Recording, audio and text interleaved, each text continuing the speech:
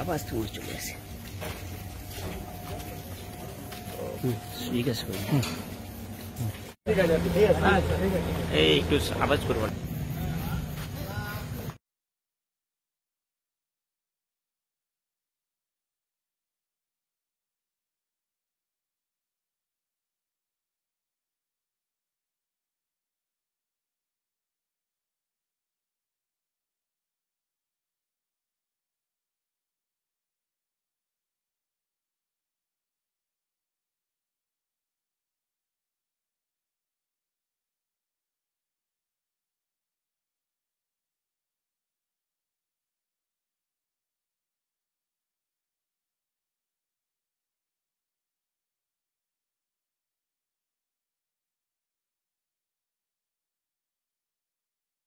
একটু আমি শুনলাম গড়েকে ফোন করেছিলাম, ওনার বড় মেজর ছিল ছেলেটাকে, গড়ে ভাইকে, ইমদাদ ভাইকে।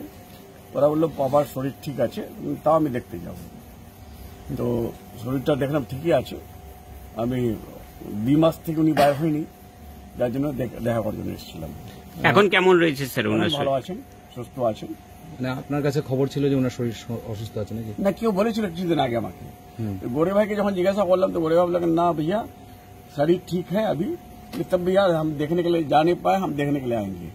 तो যার জন্য আজকে ফোন করেছিলাম 7টা আসার কথা ছিল, এলাকায় কিছু প্রোগ্রাম ছিল, একটু ডিলে হয়ে গেল। 9টায় আমি ঢুকেছিলাম। কথাবার্তা অনেক, উনি তো সিনিয়র মানুষ, আর আমার বাবার সঙ্গে ওনার সম্পর্ক ভালো, আর বাবার সম্পর্ক ওনার সঙ্গে ভালো ছিলেন, যার জন্য সবসময় বাবার কথাগুলো শুনতে আমি ভালোবাসি। বাবার নাই এখন, আর উনি আমার যখন আমি জন্ম হয়েছিল 70-তে, ওর আগে থেকে এমএলএ আছি, যার জন্য একটা গার্জেন হিসাবে সবসময় ওনার কাছে আমি আসি। গোটা উত্তর দিনাজপুর জেলায় 11 বিধায়ক আব্দুল করিম চৌধুরী যারা তৃণমূল করেন, আপনারা নেতা মন্ত্রী দলীয় কর্মী, তারা গার্জেন মনে করেন। প্রায় 2 মাস ধরে অসুস্থ আপনার মুখে শুনলাম, কি ধরনের আলোচনা হলো আজকে? না, 2 মাস থেকে অসুস্থ ছিল না, অসুস্থ কয়দিনের জন্য ছিল, কিন্তু উনি বাইরে হচ্ছিলেন না। কেন বাইরে হয়নি? একটা আমি দেখলাম আমার এসিএস এডিশনাল চিফ সেক্রেটারি, ওনারও এরকমই অবস্থা ছিল, তো উনি অ্যাপোলোতে ভর্তি হয়েছিলেন। আমি কিছুদিন আগে দেখলাম আমারও হয়ে গিয়েছিল, যে কাফটা বেশি হয়ে যায়, যখন কাফটা বেশি হয়ে যায় তো রেসপিরেশন একটু কম হয়ে যায়, তারপরে আনইজি ফিল হয়।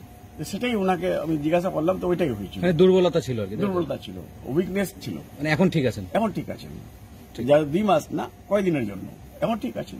একাধিক সমস্যায় রাজ্য সরকার জর্জরিত, এগুলো ওয়াকআপ নিয়ে আলোচনা হলো। তারপরে আপনার মুর্শিদাবাদের কান নিয়ে উনি আমাকে গাইডলাইন দিলেন, কে রব্বানি আমার তো বয়স অনেক হয়েছে, তোমরা তো বাচ্চা ছিলে আমার আগে, আগামী দিনে তোমরা এইগুলো এলাকাতে ভালো করে করবে, এগুলো গাইডলাইন উনি বললেন কি এরকম কাজ করলে হিন্দু মুসলিম শিখ ইসাই সবাইকে আমরা জড়িয়ে রেখেছি। আমি এখানকার এমএলএ 67 থেকে বা 68 থেকে। আমার এই শহরে যতগুলো জমি আছে আমার দান করা আছে। এই শহরটা আমি বসাইছিলাম, আমার বড় দাদা, আমার বাবা, ওরা বসাইছিলেন এটাকে, ওটাকে আমি ক্যারি করছি। তেমনি ঠিক তোমার বাবা একটা সুনামার ছিল, তোমার বাবা নাই এখন।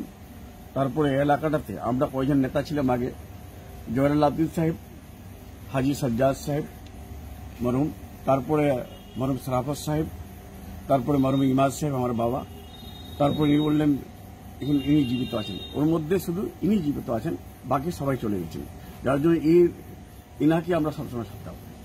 একদম সাম্প্রতিককালে খুব বড় একটা দুঃখজনক tragic incident in Indian history বলা যেতে পারে, পেহেলগাঁওয়ের 28 জন লোকের হত্যা সন্ত্রাসবাদীদের দ্বারা। ক্যাবিনেট মন্ত্রী গোলাম রব্বানী কি বলবেন? এটা আমি কন্ডেম করছি। এটা যারাই করেছে তারা কোনো মানুষ হতে পারে না, কোনো ধর্মের হতে পারে না, বা যদি পাকিস্তান এটা যদি করে থাকে, পাকিস্তানের উপর আক্রমণ করার জন্য আমাদের ভারত সরকারকে আমি রিকোয়েস্ট করব, যদি পাকিস্তান করে থাকে। 1 2 নম্বর, এটা এখানে আর একটা আমার কথা আছে, যেখানে সব থেকে বেশি ফোর্স ডিপ্লয়েড আছে কাশ্মীরে অত বড় ঘটনা ঘটবে, ফোর্স কোথায় ছিল? ইন্টেলিজেন্স কোথায় ছিল? ইন্টেলিজেন্সের চুপ কেন হয়েছে? ফোর্সের কেন চুপ হয়েছে? এটার অমিত শাহ সাহেবকে জবাব দিতে লাগবে। দেশের সংহতি বিনষ্ট হচ্ছে, এই সাম্প্রতিককালে দেখা গেছে সব গোটা দেশে একই আওয়াজ, সর্বদলীয় বৈঠক হোক এই বিষয়টা থেকে বেরিয়ে আসার জন্য বা আগামী স্ট্র্যাটেজি ঠিক করার জন্য। এটা তো কেন্দ্রীয় সরকারের দরকার। কেন্দ্রীয় সরকার তো শুধু ওয়েস্ট বেঙ্গল কি পেয়ে গেছে, ওয়েস্ট বেঙ্গল ছাড়া তো কোনো গল্পই ছিল না। আমরা নিন্দা করছি, আমাদের মুখ্যমন্ত্রী ক্যাবিনেটে নিন্দা প্রস্তাব করেছিলেন, আমরা মন করলাম ক্যাবিনেটে। এটা এর মতো ঘটনা তো হতে পারে না, এটা কেউ মেনে নিতে পারবে না।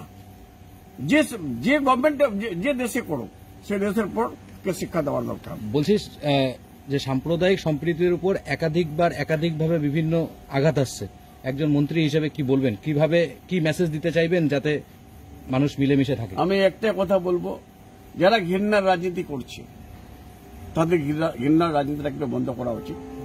আমরা মানুষ, আমরা হিন্দু মুসলিম শিখ ইসাই, আমরা কয় হাজার বছর থেকে একসঙ্গে আছি, কয় লক্ষ বছর একসঙ্গে থাকতে হবে। পার্টি আসবে যাবে, গভর্নমেন্ট হবে, চেঞ্জ হবে, কিন্তু মানুষ কয় লক্ষ বছর থাকবে এখানে। আমি হয়তো মরে যাব, কালকে আমার সন্তান আসবে, পরশুদিন আমার গ্র্যান্ডসন আসবে, আমরা ওদেরকে কি দিয়ে যাব? যার জন্য আমি সবাইকে আমার একটা রিকোয়েস্ট, যে আমরা যেটা হিন্দু মুসলিমের একটা ঘৃণার রাজনীতি চলছে এটাকে বন্ধ করে আমরা মানুষের রাজনীতি করি। আমাদের মুখ্যমন্ত্রী মমতা বন্দ্যোপাধ্যায় সবসময় উনি সবাইকে নিয়ে চলার চেষ্টা করেন। আজকে আমরা একটা মন্দির তৈরি করেছেন কোথায়, দীঘাতে, গিয়ে আপনারাও যাবেন, গিয়ে দেখে আসুন। তারপরে উনি ঈদের নামাজের সময় রেড রোডে আসেন ঈদ শুভেচ্ছা দেওয়ার জন্য। তারপরে খ্রিস্টান ভাইদের 25 ডিসেম্বরে উনি ওখানে যান। এরকম রাজনীতিবিদ হওয়া দরকার। Thank you sir.